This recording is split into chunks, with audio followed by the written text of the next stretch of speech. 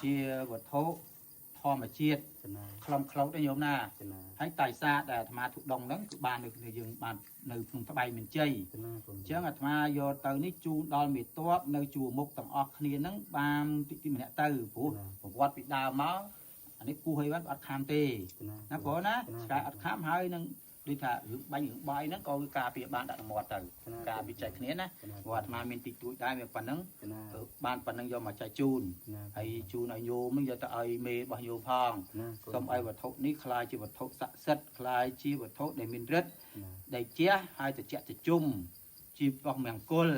ឲ្យប្រើទៅឲ្យឈ្នះអស់មានសត្រូវឲ្យសុខសបោសបាយរងរឿងជួបជុំប្រពន្ធកូនវិញណាព្រះមេតបទាំងអស់គ្នាហ្នឹងហើយមួយទៀតគឺកុំភ្លេចទឹកដោះម្ដាយថ្លៃប្រម៉ែធរណីអើយជួយកូនជួយខ្ញុំកណាផងកូនចៅផងធ្វើមិនឲ្យឈ្នះអស់មានទាំង8ទិសជូនទឹកដីជូនជាតិខេមរាយើងឲ្យល្បីល្បាញលើសកលលោកណាឲ្យលោកសកលលោកទាំងមូល